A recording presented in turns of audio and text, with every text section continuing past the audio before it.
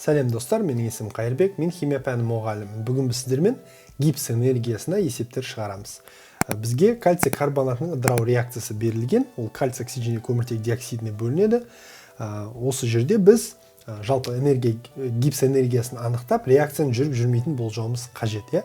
Бірінші сатылап тапсырманы орындаймыз. Бізге жүйенің энтропия өзгерісін анықтауымыз қажет. Жүйенің энтропия өзгерісін анықтау үшін біз өнімдердегі энтропия өзгерістерінің мәнінен реагенттің энтропия өзгерісінің мәнін азайтамыз.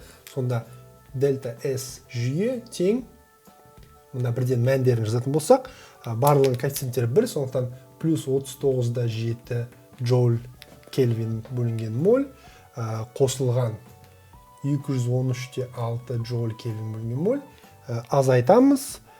Кальций карбонаттікі плюс 92,9 джоуль кельвин бөлінген моль. Осындан бізде жүйенің энтропия өзгерісі плюс 174,8 джоуль бөлінген кельвин моль болады.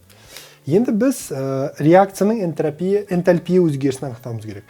Біз осыған дейін энтальпия өзгерісін анықтау үшін Гесс циклын сызатынбыз. Басқа да жолмен оны оңай табуға болады. Ол үшін біз өнімдердегі түзілу энтальпия өзгерістерінің қосындысынан реагенттердің энтальпия өзгерістерінің қосындысын азайтамыз, түзілу энтальпияларын. Сондықтан реакцияның энтальпия өзгерісі тең бізде берілген кальций оксидінікі 1 моль минус 635,1 килоджоуль бөлінген моль плюс минус 393,5 килоджоуль бөлінген моль. Осыдан азайтамыз біз кальций карбонат реагенттікін минус 1206,9 килоджоуль бөлінген моль. Сонда реакцияның энтальпия өзгерісі бізде плюс 178,3 килоджоуль бөлінген моль болады. Енді біз жалпы энергия гипсін анықтау үшін келесі формуланы қолданамыз. Дельта G тең дельта H реакция минус T дельта S жүйе. Осы формула арқылы біз реакцияның гипс энергиясының өзгерісін анықтай аламыз. Гипс энергиясының өзгерісінің мәні егерде теріс болатын болса, реакция кездейсоқ өздігінен жүреді, оң болатын болса, реакция жүрмейді, 0 болатын болса, реакция тепе-теңдікте тұр деген сөз. Сондықтан біз қазір реакцияның жүріп жүрмейтін анықтаймыз осы бойынша. Сонда дельта G тең болады. Біз реакцияның энтальпия өзгерісін анықтадық. Плюс 178,3. Бұл килоджоуль болғандықтан оны мыңға көбейтеміз. Көбейтілген 1000. Минус температура бізде 298 кельвин. Мұнда 298 кельвин қалыпты жағдайда. Көбейтілген энтропия өзгерісі бізде джоульмен көрсетілген, сондықтан осыны жазамыз. 174,8 джоуль кельвин бөлінген моль. Сонда бізде дельта G-дің мәні плюс 131,000 джоуль бөлінген моль болады. Оң тең.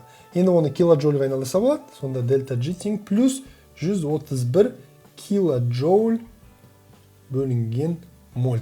Сонымен дельта G бізде оң мән шыққандықтан бұл реакция өздігінен жүрмейді. Ол үшін біз не өзгерте аламыз? Температураны қараңыздар. Температураны өзгертсек болады. Температураны көбейткен сайын бізде мына мән өседі. Мына мән өскен кезде бізде жалпы дельта G теріс болу ықтималдығы бар. Сонда реакция өте жоғары температурада жүреді.